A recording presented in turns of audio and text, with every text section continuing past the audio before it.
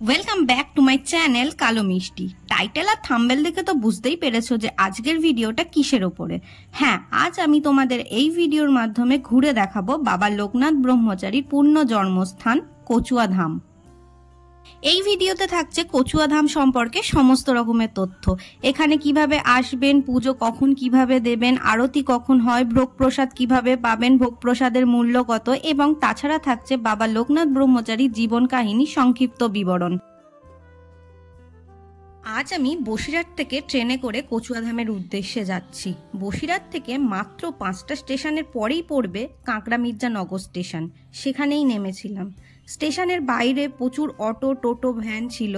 সেখানে মাত্র 10 টাকা ভাড়া দিয়ে পৌঁছে গিয়েছিলাম কচুয়া ধামের সামনে।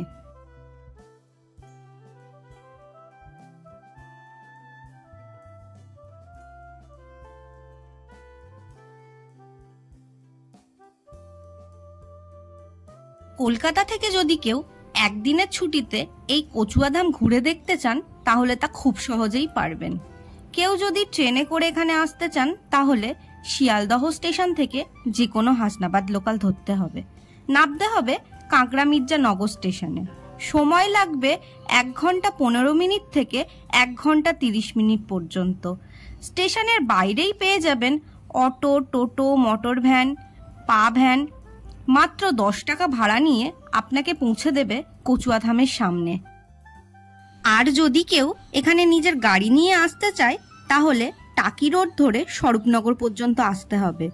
তারপর স্বরূপনগর থেকে মাত্র 15 থেকে 20 মিনিটের দূরত্বেই পড়বে এই কচুয়া ধাম।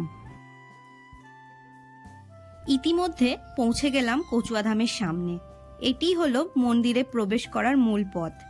এখান থেকে মিনিট 2 থেকে 3 হাঁটলেই পৌঁছে যাবেন মন্দিরের সামনে।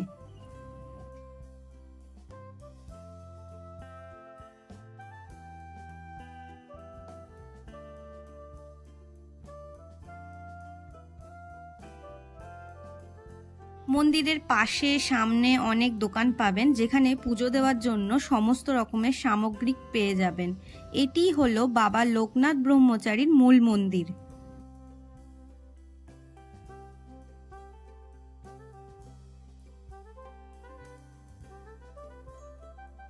মূল মন্দির থেকে কয়েক পা হাঁটলেই পড়বে ভোগ প্রসাদের জন্য কুপন কাটার ঘর। মন্দিরে ঢুকে প্রথমেই ভোগের কুপন কেটে নেবেন, যেটা বেলা 12টা পর্যন্ত দেওয়া হয়। আর এই কুপনের মূল্য পড়বে 60 টাকা প্রতিজন।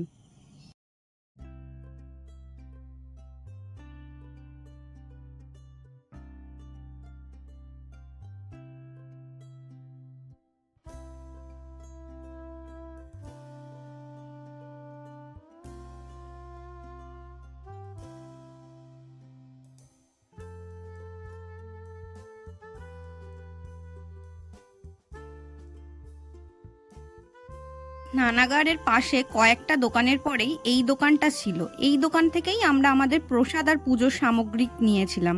আপনারা চাইলে এই দোকানে আসতে পারেন অথবা এখানে যে কোনো দোকানে আপনারা যেতে পারেন।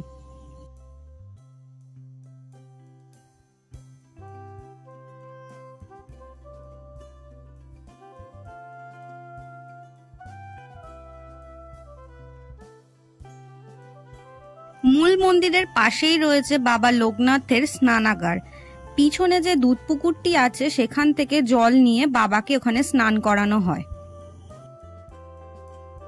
ইংরেজির 1730 সালে 31শে আগস্ট রামনারায়ণ ঘোষাল ও কমলা দেবীর চতুর্থ সন্তান হিসেবে বাবা লোকনাথ ব্রহ্মচারী এই পৃথিবীতে জন্মগ্রহণ করেন। লোকনাথ ব্রহ্মচারীর জন্মভিটে নিয়ে তাদের ভক্তদের মধ্যে যথেষ্ট মতভেদ রয়েছে। জন্মভিটে সংক্রান্ত মামলায় হাইকোর্টে জয়ী হন নিত্যগোপাল সাহা। মামলার রায় অনুযায়ী উত্তর 24 পরগনার কচুয়া জেলায় লোকনাথ বাবা জন্মভিটে হিসেবে স্বীকৃতি পায়। বাবা লোকনাথ ছিলেন পিতামাতার চতুর্থ সন্তান। সেই সময় বিশ্বাস ছিল যে বংশের কেউ যদি ব্রহ্মজ্ঞান লাভ করে তাহলে সেই বংশ উদ্ধার হয়। লোকনাথের বাবা রামনারায়ণ তার প্রথম সন্তান থেকেই প্রত্যেকটি সন্তানকে সন্ন্যাসী বানানোর চেষ্টা করেছিলেন, কিন্তু স্ত্রীর জন্য তিনি তা পেরে ওঠেননি। চতুর্থ সন্তান লোকনাথকে মা কমলা দেবী কোনোভাবেই ঘরে আটকে রাখতে পারেননি।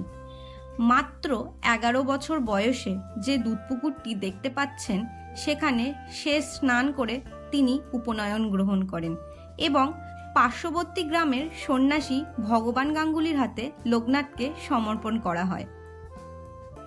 এই সময় লোকনাথের সঙ্গী হয় তারই বাল্যবন্ধু বেণীমাধব বন্দ্যোপাধ্যায়। ভগবান গাঙ্গুলি তার 2 শিষ্য লোকনাথ ও বেণীমাধবকে সঙ্গে নিয়ে পথযাত্রা শুরু করেন। বিভিন্ন গ্রাম, শহর, নদী, নালা অতিক্রম করে তারা পৌঁছায় প্রথমে কালীঘাটে এবং সেখানে যোগ সাধনা শুরু করেন। তারপর লোকনাথ গুরুর আদেশে বিভিন্ন ব্রত পালন করেন এবং ধীরে ধীরে ব্রহ্মজ্ঞান লাভ করেন। ব্রহ্মজ্ঞান লাভের পর শুরু হয় দেশ ভ্রমণ। বাবা লোকনাথ পশ্চিম দিক থেকে আফগানিস্তান, মক্কা, মদিনা ইত্যাদি জায়গা অতিক্রম করে আটলান্টিক মহাসাগর উপকূল পর্যন্ত গমন করেছিলেন। ধীরে ধীরে গুরুর বয়স হয় 100 বছর এবং শিষ্যের বয়স হয় 50 বছর। গুরু ভগবান গাঙ্গুলি শিষ্য দুজনকে তৈলাঙ্গ স্বামীর হাতে তুলে দিয়ে পরলোক গমন করেন। এরপর বাবা লোকনাথ বেণীমাধবকে সঙ্গে নিয়ে প্রথমে আফগানিস্তানের কবুলে উপস্থিত হন। সেখানে মোল্লা সাদি নামে এক মুসলিম ব্যক্তির সাথে বেদ, কোরআন সহ বিভিন্ন শাস্ত্র নিয়ে আলোচনা করে ইসলাম ধর্ম সম্পর্কে তত্ত্বজ্ঞান লাভ করেন। আরব দেশে ঘোরার সময় মক্কাদেশীয় মুসলিম তাকে বিশেষ সম্মান প্রদান করেন। সেখানে আব্দুল গফুর নামে এক ব্যক্তির সাথে বাবা লোকনাথ ব্রহ্মচারীর পরিচয় হয়। এরপরে তারা পারস্য, আরব, মক্কা, মদিনা, তুরস্ক, চীন সহ বিভিন্ন দেশ ভ্রমণ করে ভারতবর্ষে ফিরে আসেন। তারপর বাবা লোকনাথ ব্রহ্মচারী ও তার বন্ধু বেণীমাধব বন্দ্যোপাধ্যায় চন্দ্রনাথে আগমন করেন এবং সেখানে বেশ কিছুদিন অবস্থান করেন। তারপরে বেণীমাধব কামাখ্যা এবং লোকনাথ ব্রহ্মচারী বারোদিতে গমন করেন। বারোদিতে আসার পর থেকেই বাবা লোকনাথের মহিমা ও গুণের কথা চারিদিকে ছড়িয়ে যায়। সেই সময় থেকেই তিনি বারোদির ব্রহ্মচারী হিসেবে পরিচিতি পান। বারোদির জমিদার নাগ মহাশয় তার মহিমায় মুগ্ধ হয়ে তাকে মন্দির নির্মাণের জন্য জমি দান করেন। লোকনাথ বাবার আশ্রমের কথা শুনে বহু দূর দূরান্ত থেকে মানুষ এই বারোদিতে এসে ভিড় জমাতে শুরু করেন। এইভাবেই বারোদি তীর্থভূমিতে পরিণত হয়।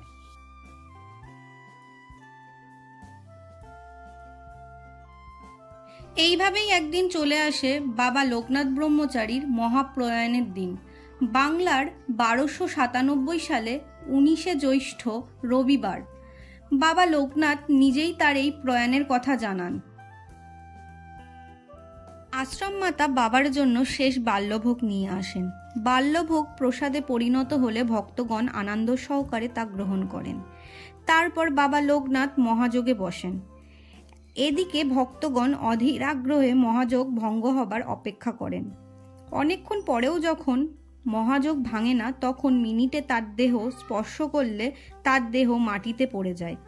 এইভাবেই 1890 সালের 1 জুন 160 বছর বয়সে বাংলাদেশের নারায়ণগঞ্জের সোনারগাঁওয়ে বারোদিতে দেহত্যাগ করেন বাবা লোকনাথ ব্রহ্মচারী।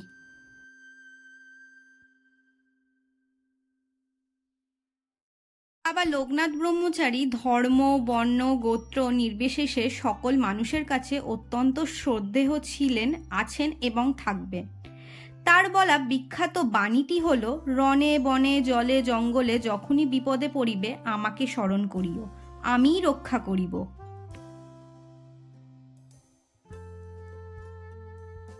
এই কচুয়াধামের মন্দির সকাল 8টা থেকে দুপুর 12টা এবং দুপুর 3টে থেকে রাত 8টা পর্যন্ত খোলা থাকে। তার সাথে সাথে পুজোও দেওয়া হয়। সকাল 11:30টায় বাবার আরতি হয় এবং তারপর হয় অঞ্জলি। বেলা 12টা থেকে 2 চামচ করে বাবার ভোগ সকল ভক্তকে দেওয়া হয়।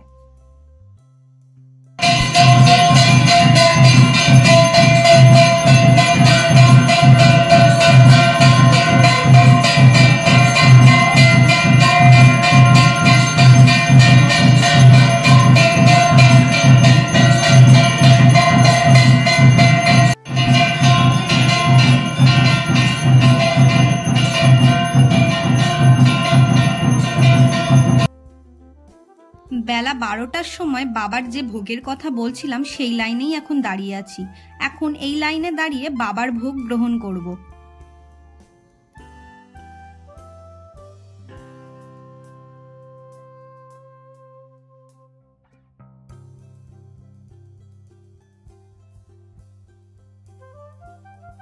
বেলা 12:30 বাজতে বাজতেই পৌঁছে গেলাম ভোগ প্রসাদের জায়গায়।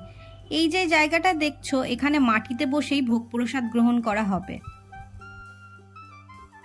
যারা বয়স্ক মানুষ আছেন কিংবা যাদের পায়ে সমস্যা আছে, নিচে বসে ভোগ প্রসাদ গ্রহণ করতে পারবেন না, তাদের জন্য এরকম চেয়ার টেবিলেরও ব্যবস্থা আছে।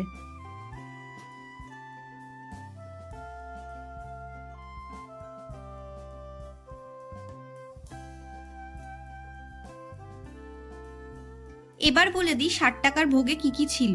ছিল প্রথমেই খিচুড়ি, তারপরে ছিল পোলাও, তারপরে আলু সোয়াবিনের একটি তরকারি, তারপরেই ছিল হচ্ছে পায়েস। ভোগ প্রসাদ গ্রহণ করার পরে নিজের পাতা নিজেকেই তুলে ফেলতে হবে, বাইরে যে ডাস্টবিন রয়েছে তাতে।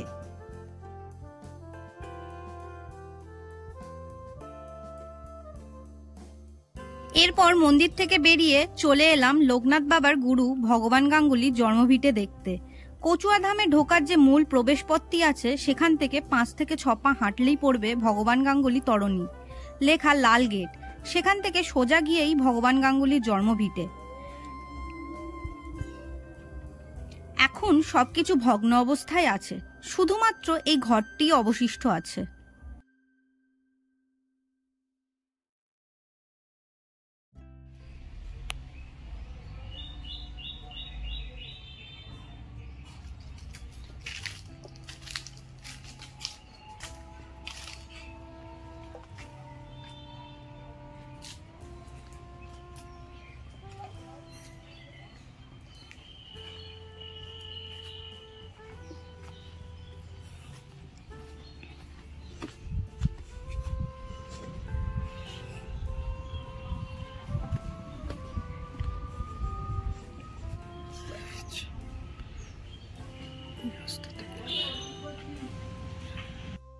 এরপর চলে গেলাম বাবা লোকনাথ ব্রহ্মচারীর বাল্যবন্ধু বেণীমাধব বন্দ্যোপাধ্যায়ের জন্মভিটে দেখতে।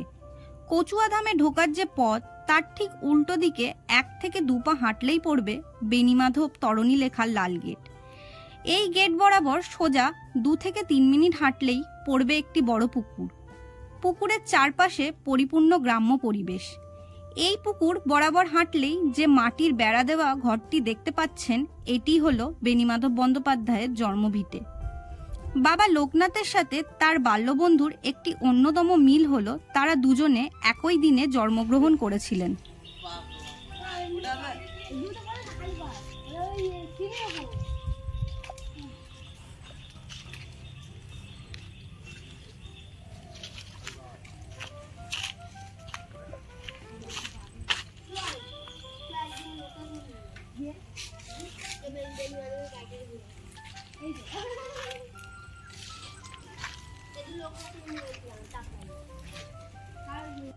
এরপর বাড়ি যাওয়ার পথে দেখে নিলাম কাকড়ার দ্বাদশ কালী মন্দির। এই মন্দিরটি কচুয়াধামের আসা ও যাওয়ার পথে পড়বে। যার যেরকম সুবিধা আসা কিংবা যাওয়ার, সে সেরকম দেখতে পারেন। এই মন্দিরের বিশেষত্ব হলো 2 ধারে 6টি শিব ঠাকুরের অসম্ভব সুন্দর মন্দির, যা পিঙ্গলেশ্বর নামে পরিচিত। আর তারই মাঝখানে রয়েছে মা কালীর মন্দির। এই জায়গাটা অসম্ভব সুন্দর। কচুয়াধামে গেলে এই জায়গায় যাওয়ার বিশেষ অনুরোধ রইল, আপনাদের খুবই ভালো লাগবে।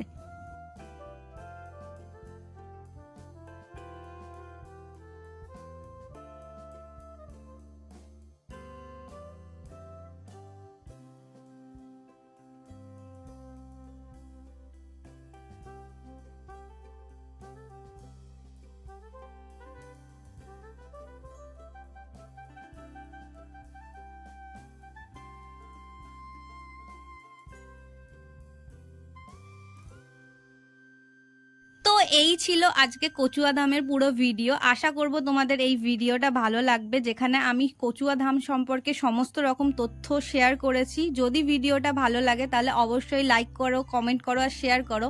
আর আমার চ্যানেলে নতুন হয়ে থাকলে অবশ্যই চ্যানেলটিকে সাবস্ক্রাইব করো। দেখা হচ্ছে পরের ভিডিওতে, তত সময় ভালো থেকো। Tata, thank you for watching.